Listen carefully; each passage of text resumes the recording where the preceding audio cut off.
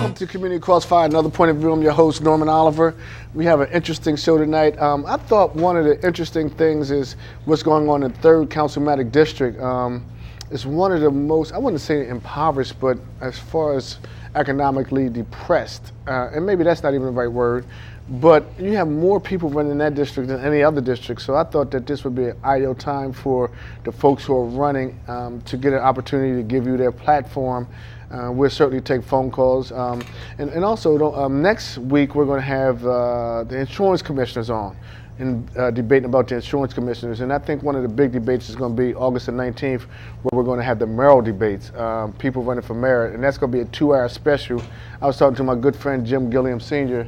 He said he couldn't wait. He can't wait till August 19th. We're going to have Alan Lodell from WDEL. We're going to have the News Journal, and Cecilia Cohn from Delaware Grapevine. So many people are going to be covering that. Before I begin, I want to give a few birthday shout-outs to Mabel Cephas, Julia Cephas' mother. Happy belated birthday, Mabel. Also, Larry Jenkins, my cousin Larry Jenkins. Happy belated birthday to Larry Jenkins. Stephanie Gardner, step up, her birthday will be tomorrow. And not only is her birthday tomorrow, she's going to have, I think it's tomorrow or Tuesday, but she's going to have a big barbecue on Rogers Road tomorrow starting at 5 o'clock. She wanted me to mention that. On a sad note, I got a chance to talk to Stan Waterman this evening. Stan Waterman's coach of Sanford School, and his nephew was a young man, got shot in the chest, 22 years old. And he and I were just talking about how unfortunate it is, and just the gun violence is what's happening in our communities. And my good friend Wayne Jefferson, I want to send out a prayer to him, hoping that he gets better. He's in the hospital. I'm dealing with that a little bit today. So, but before we begin, we have a couple members, and ladies and gentlemen, everyone was invited who's running for the 3rd District. 2 members showed up and 1 person who's running for independent. I want you to introduce yourself first, Anthony. Tell us a little bit about yourself, and we're going to excuse you because you won't be able to be on the ballot until November. Is that pretty much accurate? You got to lift the mic up. Oh, yes. I will not be on the ballot in September, November the 6th. Remember the date. The name is Anthony Wayne Alexander Jones II. I'm running for 3rd District City Council. I see a need for a connect with our city and downtown to basically our part of town. We need a connection, and I want to be there to help. And I do believe that the 3rd District can be great. We can definitely use the help from downtown, use some money to help us, and basically with the police, we need more policing. We also need to change our mentality. You know what I'm saying? I want to lead by example to show the people that we can change our way of thinking, that we can be great, we can be doctors, we can be lawyers, we can be whatever we want to be. You know what I'm saying? So with that said, my name is Anthony Jones, 3rd District City Council. November the 6th, remember the date, November the 6th. We'll have you back on, Anthony. Thank you very much. All right, we have Darris Brown, we have Richard Cheejak. How you guys doing? Doing wonderful. Why don't we start with you, Darris? Tell me a little. You can walk off. It's fine. Just tell me a little bit about yourself, and tell me a little bit about your platform. Like 2-3 minutes. Again, good evening. My name is Darris Brown, and I am the Democratic candidate for the 3rd District, Wilmington City Council.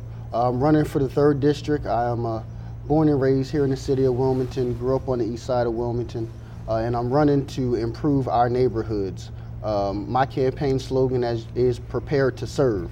I believe that anyone that desires to serve in public office should take the time to learn what the processes and also learn how government works and operates. In addition to that, they should also be involved within the community in many volunteer organizations and volunteer activities, along with attending civic association meetings. So I've done that, and I have a breadth of experiences, which began by volunteering on the east side of Wilmington with East Side Citizens and People's Settlement, running around in 1992 with a Vote for Stormin' Norman Oliver sign when he first ran for Wilmington City Council, and got the bug that way.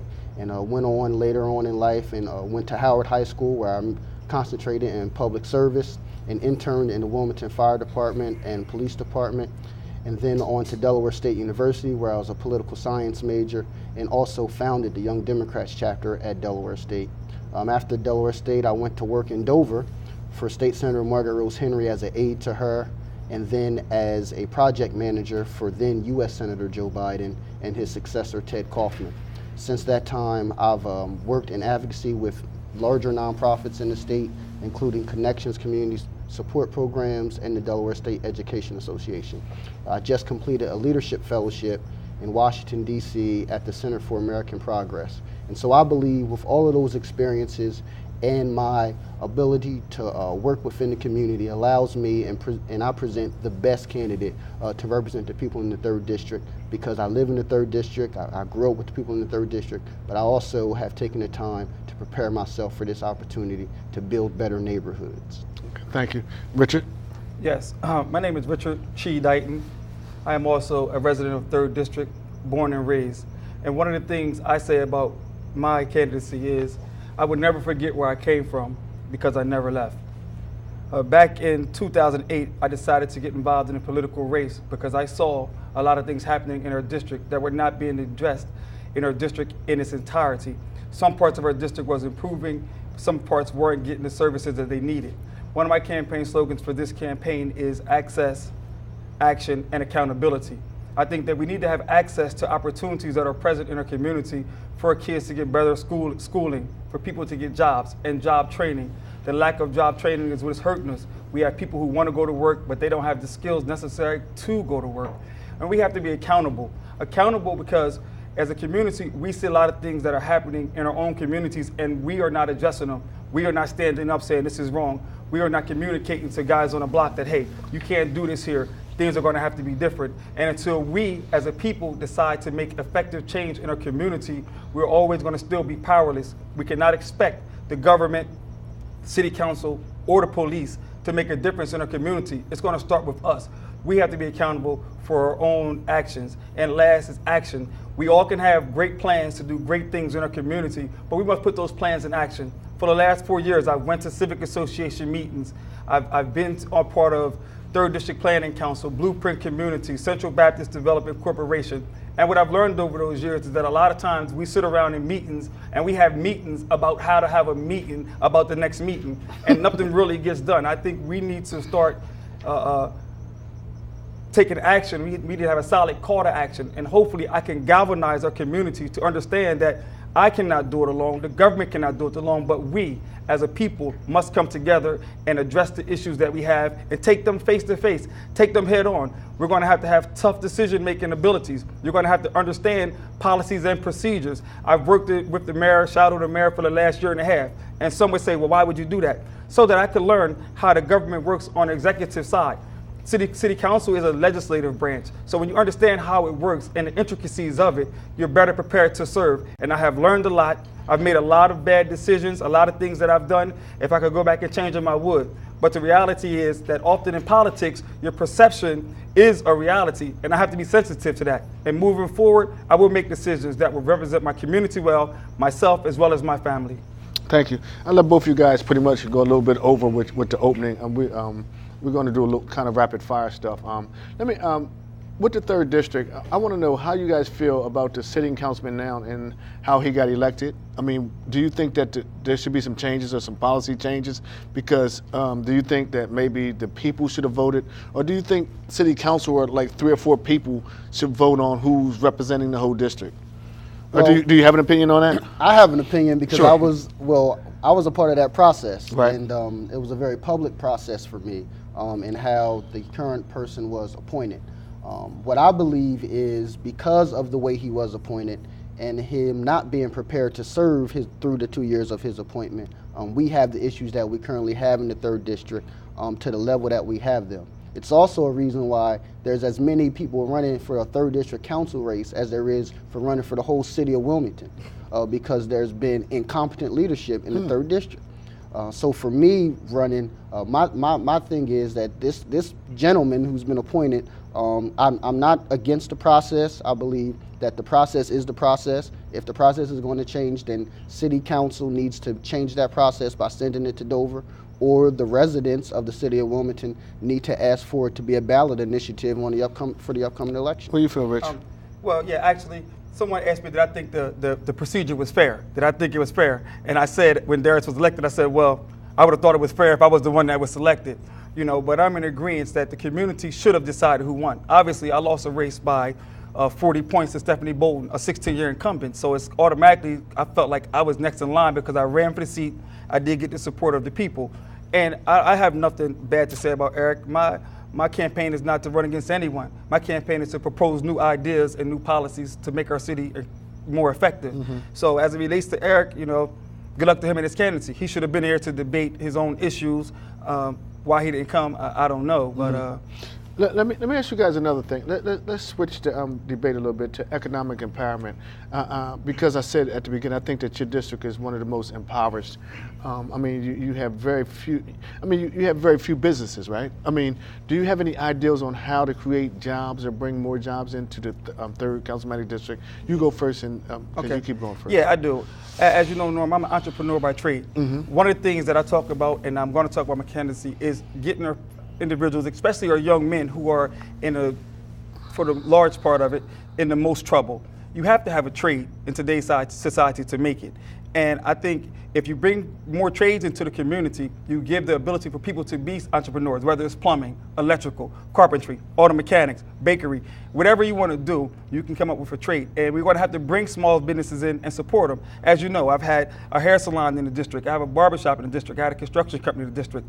Right now, I'm about to open up a school that I've developed with a partnership with some folks that's in the district. That's a small business that's going to employ 15 full-time employees and possibly 5 part-time employees. So I understand economic development and how we're going to bring it in. I think most importantly, we need to do community benefits agreements. That anyone that comes into a community that's building stuff like the Delmarva plant and stuff like that, you need laborers on those jobs. They're doing a lot of bricklaying, but you need people to hand the bricklayers the mortar. So we have to make sure our community is at the table when you're bringing any type of thing into our district that's going to bring revenue. Yes. For me, you can visit my website, DarrisBrown.com. A part of my platform as Building Better Neighborhoods is working neighborhoods. And so what I've proposed is an initiative called City to Work. With the City to Work initiative, what we partner with the Newcastle County Chamber of Commerce, State Chamber of Commerce, and Wilmington Rotary to provide tax incentives to their businesses to employ Wilmington residents. We are a city of 70,000 residents, but only 30,000 of our residents are part of our labor force. We have a documented 10% unemployment rate here in the city of Wilmington. So for me, it would be first creating a jobs bank to do the City to Work program. Second, it would be employable opportunities. Employable opportunities first means our residents have to be employable, have to be able to have to know what to do. They have to have a skill, a trade. And so for my campaign, it's about working with the Wilmington Job Corps, the Delaware Challenge Program, and the Delaware Skills Center, which are all in the 3rd District, to make sure that those job opportunities are available. And lastly, because of my federal government background, what I do know and understand is that the entire 3rd District is in what the Small Business Administration calls a hub zone, which allows any small business to get federal contracts to hire people. There are some small businesses that are taking advantage of that, but there are many that aren't. And so those are the things that I will be presenting as the council person for the 3rd District. I think one of the, and also Gundy Jacobs just joined us. He's also running for the 3rd District City Council. And we'll let you say something in a minute, Gundy, but you could join in on this conversation, Dale. One of the hot topics, I'm sure you guys probably know, is what's that, on 10th Street? They want to build a senior high-rise. Brother Ronald in the Ministry of Caring. And some of the people in the residents do not want a senior high-rise there, and some people saying it's good because, it was a bar there. Now you get senior housing. Do you guys have an opinion on that? Well, first it was the American Legion. Which was an important part to our Black history, the American Legion. And if they could have rebuilt that, I think that would have been a wonderful idea. But what was initially proposed there was a certain amount of single-family homes. I don't want to say the number, maybe like 10 or 12 single-family homes. It was 10. And the residents 10, and they agreed to have 10 homes. And what the people wanted there was those 10 homes that they said would improve their value. Brother Ronald came in and said, well, we're going to do the senior high-rise here. And my question is, what do you think? Do you think the senior high-rise should go there or not? Well, I think. I don't think that would be the best place for senior high-rise until we get that community together. There's a lot of issues that I wouldn't want our seniors to fall prey to, with a lot of crime and things that are going on in that district. And I think that would be a prey type of opportunity. There's a lot of places that you could put the senior high-rise in our district. I mean, we have the old, the building right there on 8th Street That's not in the district. But for that area right there, you're against it. yeah, I'm against it. Where you at? Where you stand on that, Gundy? I'm strongly against it. I agree with the residents of the area who strongly oppose having the high-rise there. It's against the current laws that we have on the books. That's an R3 zone, and in the R3 zone, it states that only townhomes are permissible in the area. And I believe that it needs to be housed in another location. We have several other locations throughout the city that would be more suitable.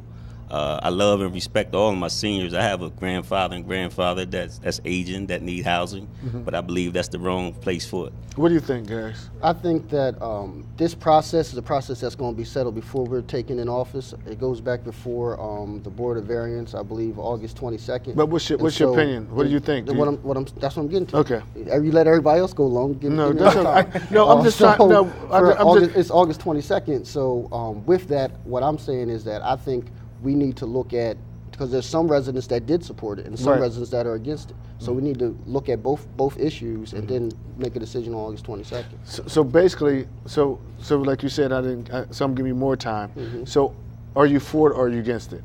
I'm for that land being developed. That land is owned by Ministry of Caring. Right. Now, how it's developed, that's what we have to decide. So right now, you know how I am with this, right? You know, I try to get like concise answers. I'm giving you a concise answer. Do you think that a senior high rise should be there? Yes or no?